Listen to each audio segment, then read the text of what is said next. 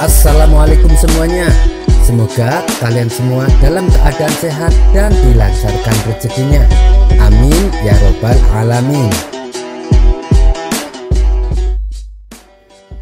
Suatu ketika saat di tengah keramaian pasar, tiba-tiba ada dua orang pedagang terlibat pertikaian. Karena keduanya tidak ada yang mengalah, akhirnya terjadilah aksi kekerasan. Orang-orang yang ada di pasar segera melerai dan berusaha mendamaikannya. Kebetulan saat itu Abu Nawas sedang berada di pasar. Melihat ada keributan, ia pun segera menghampirinya. "Ada apa ini? Apa yang terjadi?" tanya Abu Nawas. "Dua orang ini terlibat cekcok, Tuan Abu," jawab salah satu warga. "Begini saja, kita selesaikan masalah ini di rumahku," kata Abu Nawas menyarankan. Maka para warga membawa kedua orang tersebut ke rumah Abu Nawas. Sesampainya di sana, Abu Nawas lalu menanyai satu persatu kedua orang yang sedang berseteru. "Katakan, apa masalahnya?" tanya Abu Nawas kepada orang pertama. "Awalnya kami hanya cekcok, Tuan Abu, tapi orang ini malah menggigit telingaku," jawabnya sambil menunjukkan telinganya yang berdarah. "Saya menuntut kisos, Tuan Abu, atau ganti rugi dengan membayarku 10 dinar," kata orang pertama melanjutkan. Namun pengaduan tersebut dibantah oleh orang kedua. "Itu fitnah, Tuan Abu. Saya sama sekali tidak menggigitnya. Dia menggigitnya sendiri," protes orang kedua. "Apakah masing-masing kalian punya saksi untuk membenarkan pendapat kalian? Atau barangkali di antara para warga ada yang melihat kejadiannya?" tanya Abu Nawas kembali. Kedua orang tersebut hanya terdiam. Begitu juga dengan para warga. Karena waktu itu kejadiannya begitu cepat, sehingga tak ada orang yang sempat melihatnya. Abu Nawas terpaksa menunda kasus tersebut untuk beberapa saat. "Saya akan memutuskan siapa di antara kalian berdua yang salah. Tapi sebelumnya saya minta waktu sebentar," ucap Abu Nawas. Di sana ia menghabiskan waktu setengah jam hanya untuk berusaha menggigit telinganya sendiri. Abu Nawas berusaha mati-matian melakukannya, yang justru membuat dirinya jatuh terpelanting ke tanah. Akibatnya keningnya lecet dan berdarah. Ia pun merasa kesal dan emosi. Tidak lama setelah itu, Abu Nawas kembali menemui kedua orang yang bertikai. "Coba periksa orang yang telinganya digigit. Apakah keningnya lecet dan berdarah atau tidak? Kalau keningnya lecet, berarti dia melakukannya sendiri. Tapi kalau tidak, berarti orang satunya yang melakukan. Dan orang yang digigit harus mendapat ganti rugi 10 dinar dan kasus ditutup," perintah Abu Nawas. Salah satu warga berkata, "Tuan Abu, ini kan perkara mudah. Tapi kenapa Anda lama memutuskan? Pakai acara masuk kamar segala. Padahal suatu hal yang mustahil bila seseorang bisa menggigit telinganya sendiri." Tapi dengan santainya Abu Nawas menjawab, "Karena aku ingin membuktikan, dan ternyata memang tidak mudah, sampai aku terjatuh hingga keningku lecet dan berdarah." Orang-orang yang hadir hanya bisa geleng-geleng kepala mendengarnya. Dan setelah kasus ditutup, mereka pun pergi meninggalkan rumah Abu Nawas. Kisah selanjutnya. Suatu hari, saat Abu Nawas sedang duduk di depan rumah, tiba-tiba datang seorang wanita mengadukan nasibnya kepada Abu Nawas. Dengan menangis terisak, si wanita menceritakan masalahnya. "Suamiku dipenjara, Tuan Abu, padahal dia tidak melakukan kesalahan," ucap si wanita. "Memangnya kenapa suami ibu sampai dipenjara?" tanya Abu Nawas. "Suamiku petani yang miskin, tapi oleh Menteri Istana dia disuruh membayar penuh pajaknya. Tentu saja kami tidak mampu. Lalu suamiku meminta keringanan supaya bayarnya setengah saja, tapi sang menteri menolaknya. Ia malah menuduh kalau suamiku menentang perintah raja.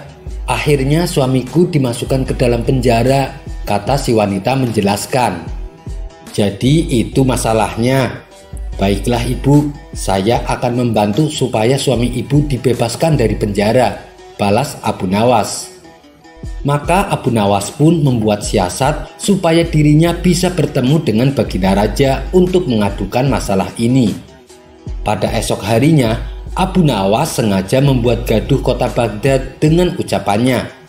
Baik di pasar maupun di dalam keramaian, ia selalu meneriakkan kata-kata yang sama. Hai kalian yang suka menyuruh orang sholat, ketahuilah perbuatanmu itu salah dan berdosa. Dan ketahuilah mendoakan orang mati itu perbuatan jahat dan sesat. Akibat perkataannya ini tentu saja membuat masyarakat menjadi geram. Ada pula yang menganggap bahwa Abu Nawas sudah gila. Pernah ada salah satu warga yang menghardik Abu Nawas. Hei Abu Nawas, justru kamu yang sesat dan gila. Jangan pengaruhi orang untuk mengikuti ajaranmu. Namun Abu Nawas hanya tersenyum dan pergi meninggalkannya. Begitulah seterusnya. Ia terus menggaungkan ucapannya dimanapun tempat, dimanapun ia berada. Karena sudah jengkel dengan ulah Abu Nawas ini, para warga sepakat untuk menangkap Abu Nawas dan dibawanya ke istana. Pada esok harinya, saat Abu Nawas berada di pasar dan hendak melakukan aksinya, orang-orang langsung menangkapnya. Kemudian dengan tangan terikat, Abu Nawas dibawa ke istana untuk dihadapkan kepada Baginda Raja. Melihat ramai orang berkumpul, Baginda Raja pun bertanya, "Ada apa ini? Kenapa kalian mengikat tangan Abu Nawas?" tanya Baginda Raja. Mereka pun lalu menceritakan perbuatan Abu Nawas yang telah membuat gaduh masyarakat. Mendengar pengaduan mereka, Baginda Raja pun langsung naik pitam. "Hei Abu Nawas, benar kamu berkata demikian?" tanya Baginda Raja emosi. "Benar Paduka Yang Mulia," jawab Abu Nawas seolah tak bersalah. "Kurang ajar kamu telah melukai hati umat Islam dan kamu harus dihukum dengan berat," bentak Baginda Raja. "Memangnya salah saya apa Paduka? Bukankah perkataanku itu benar?" protes Abu Nawas. "Jelas salah dan kamu pantas dihukum mati," balas Baginda Raja. "Coba Paduka tunjukkan di mana letak kesalahan perkataan saya," tanya Abu Nawas berkilah. "Bukankah kamu mengatakan menyuruh orang sholat itu perbuatan dosa? Sedangkan sholat itu kewajiban umat muslim. Bahkan ketika kita bekerja pun, ketika waktu sholat tiba, kita harus meninggalkan pekerjaan untuk menunaikan sholat. Dan orang-orang yang mengumandangkan azan, mereka itu mengingatkan kita dan menyuruh kita untuk sholat. Dengan perkataanmu itu, secara tidak langsung, kamu menuduh mereka yang azan adalah perbuatan dosa," jawab Baginda Raja bertambah emosi. "Sabar dulu Paduka Yang Mulia. Yang saya katakan menyuruh orang sholat, bukan menyuruh orang untuk sholat. Bukankah berdosa menyuruh orang sholat? Kalau mau menyuruh orang sholat, tunggulah sebentar hingga orang tersebut selesai sholatnya," ujar Abu Nawas menjelaskan. "Oh, begitu. Lalu bagaimana dengan ucapanmu yang mengatakan mendoakan orang mati itu perbuatan sesat dan jahat? Bukankah kewajiban kita sesama muslim untuk mendoakan orang mati supaya diberi ampunan dan diterima amal ibadahnya? Tapi kamu menganggap itu perbuatan jahat dan sesat. Justru itu adalah perbuatan baik yang bernilai ibadah Abu Nawas," ujar Baginda Raja. "Begini Paduka Yang Mulia, yang saya katakan mendoakan orang mati, bukan mendoakan orang yang sudah mati. Apakah dibenarkan mendoakan seseorang mati? Lebih baik kita mendoakan yang baik-baik saja Paduka. Misalnya mendoakan orang supaya sehat, mendoakan orang supaya diberi rizki yang halal. Jadi di mana letak kesalahan ucapan saya? Coba Paduka Raja tunjukkan," balas Abu Nawas. Seketika Baginda Raja langsung terdiam. Ia mulai merenungi ucapan Abu Nawas. "Ya, kamu benar. Tidak ada yang salah dengan perkataanmu. Tapi apa maksudmu berkata demikian di hadapan orang-orang? Tanya Baginda Raja. Supaya saya ditangkap dan bisa bertemu dengan Paduka, karena ada sesuatu yang ingin saya sampaikan. Paduka telah keliru menilai seseorang hanya karena Paduka salah memahami, seperti Paduka salah memahami ucapanku barusan, dan orang tersebut kini dipenjara Paduka atas perbuatan yang tidak ia lakukan, kata Abu Nawas menjelaskan. Mendengar itu, Baginda Raja langsung terkejut. Siapa orangnya dan kenapa ia sampai di penjara? Tanya Baginda Raja. Dia itu tetanggaku Paduka. Dia dipenjara karena dituduh melawan Paduka. Padahal yang dia lakukan hanya ingin mendapat keadilan atas nasibnya sebagai petani. Dia itu petani miskin Paduka yang tak mampu membayar pajak. Jadi dia minta keringanan supaya pajak yang dibebankan kepadanya dipotong 50%. Tapi permintaannya ini dianggap sebagai menentang perintah raja, jawab Abu Nawas. Mendengar itu, Baginda Raja pun kemudian berkata, segera bebaskan orang itu dan bawa kemari menteri yang telah berbuat zalim kepada rakyatku, titah Baginda Raja kepada para pengawal. Akhirnya tetangga Abu Nawas pun dibebaskan, sementara menteri yang nakal tersebut langsung dipecat dan dipenjara. Kisah selanjutnya. Tampaknya Baginda Raja masih saja mencari cara agar dapat mengalahkan Abu Nawas.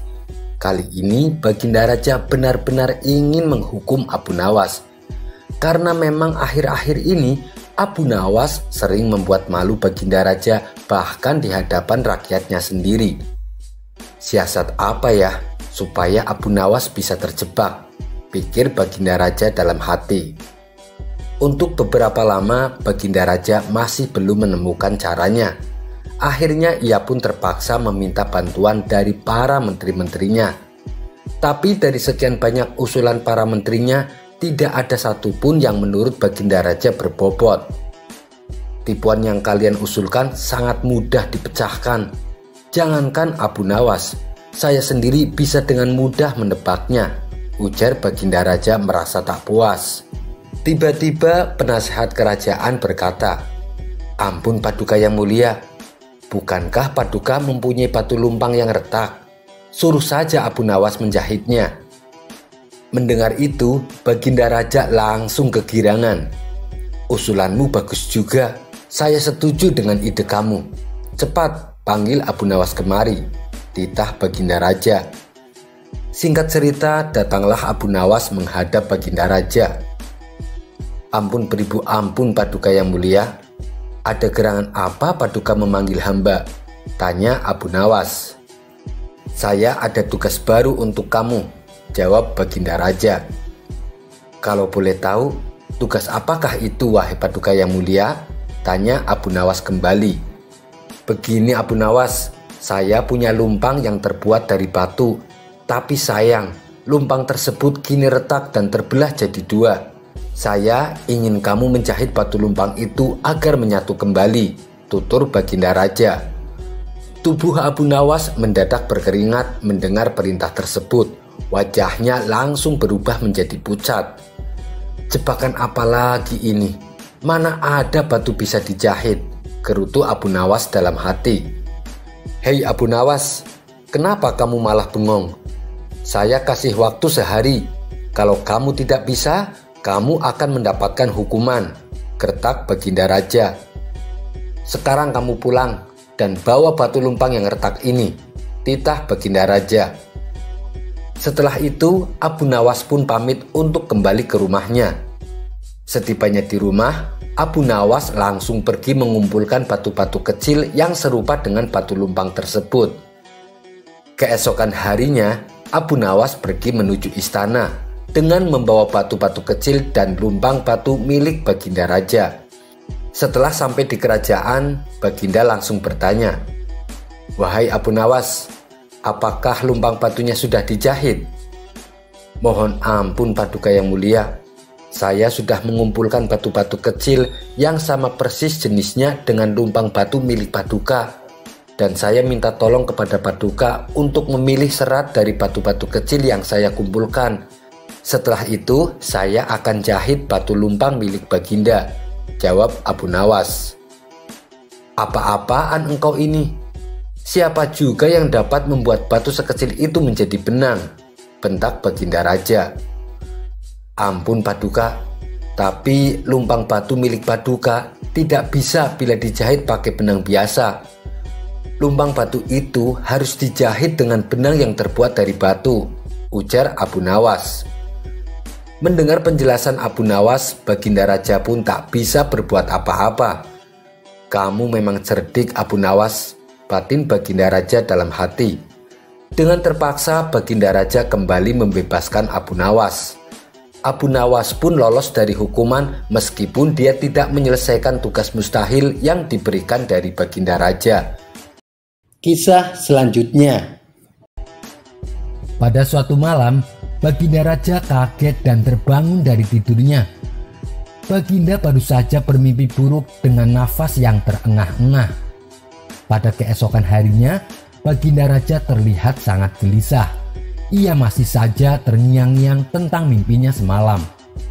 Sang menteri yang senantiasa mendampingi Baginda merasakan kegelisahan yang dialami rajanya itu. Ampun Paduka yang mulia, kenapa Baginda terlihat murung? Apakah Paduka sedang kurang sehat? Tanya sang menteri. Tidak wahai menteriku, saya sehat-sehat saja. Cuman tadi malam saya mengalami mimpi yang buruk. Entah kenapa mimpi itu begitu membekas dalam pikiranku. Hal inilah yang membuatku menjadi gelisah, jawab Baginda Raja.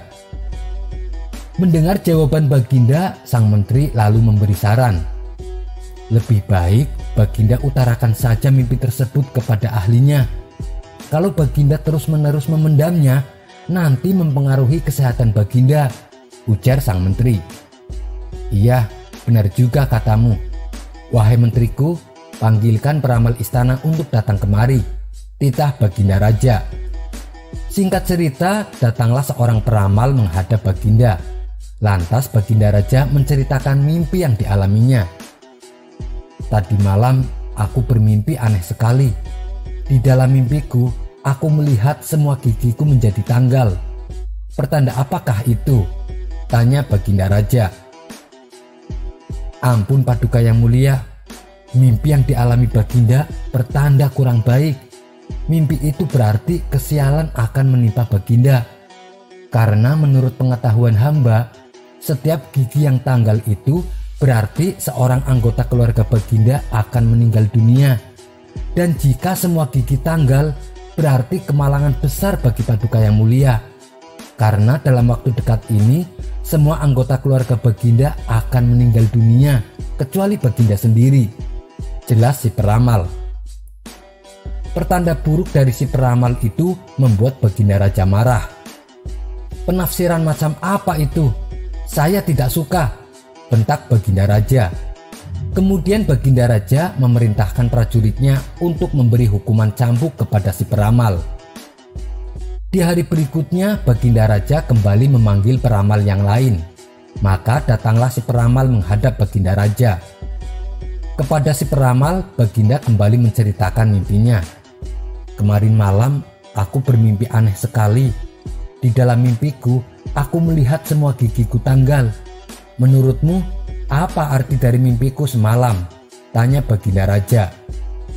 Sebenarnya peramal kali ini penafsirannya juga sama dengan peramal sebelumnya, yaitu bahwa dalam waktu dekat semua keluarga Baginda Raja akan meninggal. Akan tetapi karena ia takut dihukum cambuk, ia pun pura-pura memilih tidak tahu. Maaf Paduka yang mulia, kalau mimpi tentang gigi tanggal hamba kurang tahu. Karena keahlian hamba khusus membahas seputar mimpi bertemu hewan besar ataupun makhluk halus, kata si peramal beralasan. Peramal macam apa kamu ini? Masa menafsiri mimpi kayak gini saja tidak bisa? Prajurit, beri dia hukuman cambuk. Walhasil akhirnya si peramal kena hukuman juga. Hari berikutnya Baginda Raja kembali memanggil para peramal lainnya. Tapi karena takut kena hukuman, mereka tidak mau datang dengan alasan sakit. Namun tiba-tiba saja datanglah Abu Nawas ke istana menghadap Baginda Raja. "Hei Abu Nawas, ada apa datang kemari?" tanya Baginda Raja. "Hamba dengar Paduka sedang mencari peramal atas mimpi Paduka," tutur Abu Nawas. "Iya, benar Abu Nawas, tapi ramalan mereka semua malah membuatku jengkel," ujar Baginda Raja. "Kalau boleh tahu, mimpi apa yang Paduka alami? Barangkali hamba bisa menafsirkannya," kata Abu Nawas percaya diri. "Mana mungkin, kamu itu bukan peramal atau ahli tafsir mimpi Abu Nawas," ucap Baginda Raja heran. "Itu sih terserah Baginda Raja. Mau percaya syukur, tidak percaya juga tidak apa-apa," jawab Abu Nawas enteng. Baginda Raja pun akhirnya menceritakan perihal mimpinya kepada Abu Nawas. "Menurutmu, apa arti mimpiku tersebut?" tanya Baginda Raja kepada Abu Nawas. Abu Nawas tak langsung menjawabnya. Ia pun berpikir sejenak. "Setahu saya, kalau mimpi gigi tanggal, berarti ada salah satu keluarganya yang akan mati. Sedangkan mimpi Baginda, giginya tanggal semua. Itu berarti dalam waktu dekat, semua keluarganya akan meninggal. Tapi kalau saya sampaikan apa adanya, pasti Baginda akan menghukum saya," pikir Abu Nawas dalam hati. "Bagaimana Abu Nawas? Apakah kau sudah menemukan arti mimpiku?" tanya Baginda Raja kembali.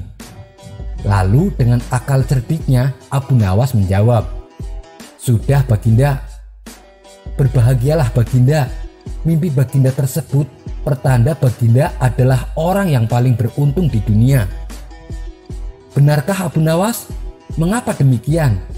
tanya Baginda girang. "Karena Paduka akan tetap hidup lama dari semua anggota keluarga Baginda," jawab Abu Nawas mantap. Mendengar perkataan Abu Nawas itu, tampaklah senyum mengembang di wajah Baginda Raja. Ia terlihat sangat puas dengan jawaban Abu Nawas. "Tidak kusangka, ternyata kamu peramal yang hebat Abu Nawas. Dan sebagai hadiah atas kehebatanmu itu, kuhadiahkan 5 keping emas untukmu. Terimalah wahai Abu Nawas," kata Baginda puas.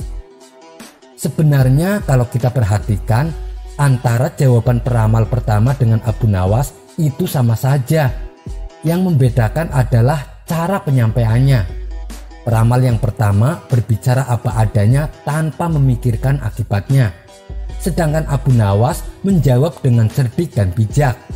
Sehingga Baginda Raja pun merasa senang dan memberikannya hadiah.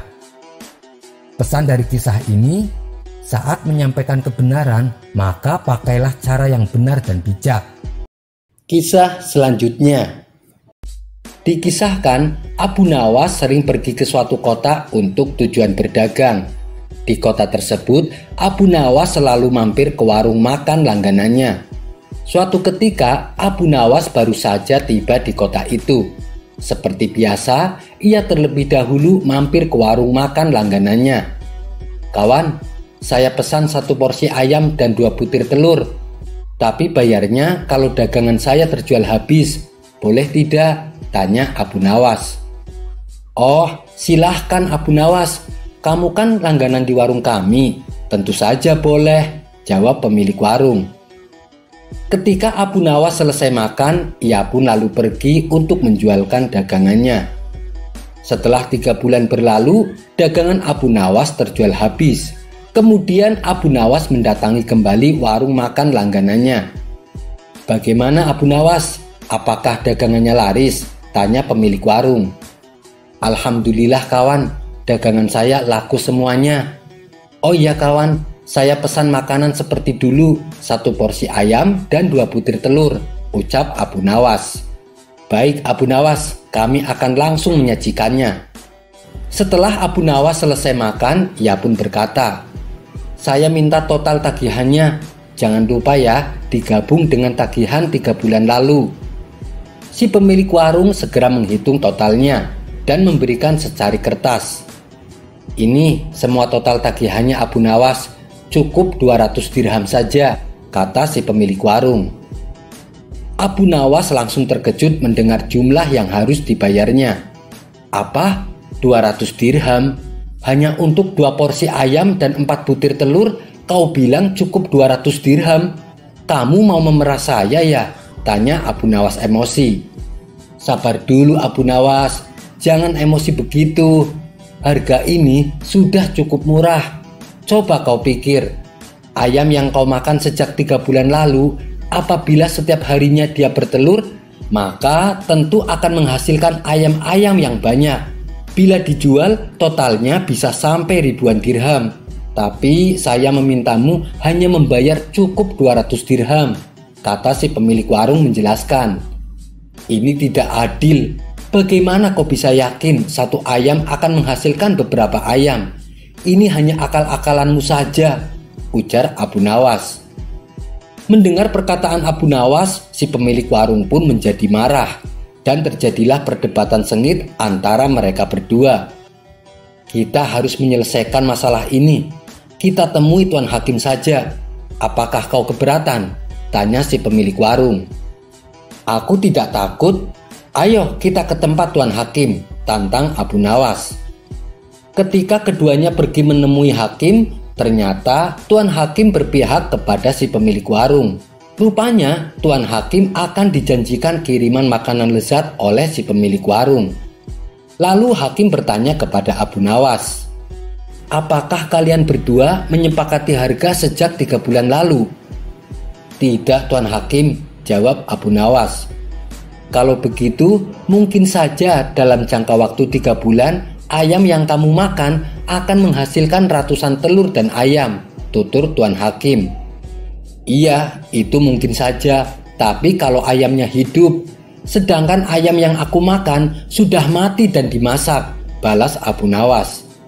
Namun pendapat Abu Nawas tidak dihiraukan oleh Tuan Hakim, karena ia cenderung memihak kepada si pemilik warung.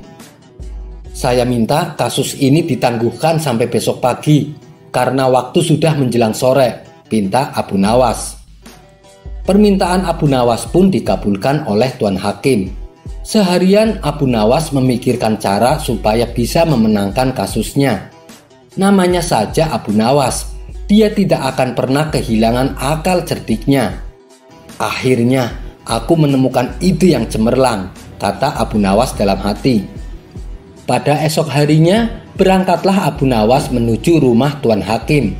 Setibanya di sana, ternyata si pemilik warung sudah datang lebih awal. Kenapa kau terlambat dan membiarkan kita menunggu? Tanya Tuan Hakim jengkel. Maaf Tuan Hakim, tadi ada tamu kawan bisnis. Dia minta biji gandum untuk ditanami. Terpaksa aku harus merebusnya dulu. Setelah matang, baru aku berikan kepadanya untuk ditanam. Itulah yang membuatku datang terlambat, kata Abu Nawas menjelaskan. Mendengar itu, Tuan Hakim dan pemilik warung menertawakan Abu Nawas. Lalu dengan nada mengejek, si pemilik warung berkata kepada Abu Nawas, luar biasa, saya baru dengar ada biji gandum yang sudah direbus, ditanam dan kemudian bisa tumbuh. Tuan Hakim dan si pemilik warung kembali tertawa terpingkal-pingkal. Setelah tawa mereka mereda, Abu Nawas pun berkata, itu memang aneh, tapi kenapa kalian tidak tertawa ketika mendengar ada ayam yang sudah dimasak bisa bertelur dan berkembang biak, lalu dipatok dengan harga sebesar 200 dirham? Spontan Tuan Hakim dan pemilik warung terdiam, tak sepatah kata pun yang terucap dari mulut mereka. Kenapa kalian diam saja? Apa harus aku yang tertawa? Tanya Abu Nawas.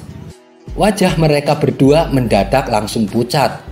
Setelah terdiam agak lama, Abu Nawas pun lalu pergi meninggalkan mereka. Akhirnya Abu Nawas berhasil lolos dari siasat licik si pemilik warung. Sekian dulu perjumpaan kita kali ini. Sampai bertemu lagi di kisah selanjutnya. Terima kasih yang sudah subscribe dan setia menonton channel ini. Wassalamualaikum warahmatullahi wabarakatuh.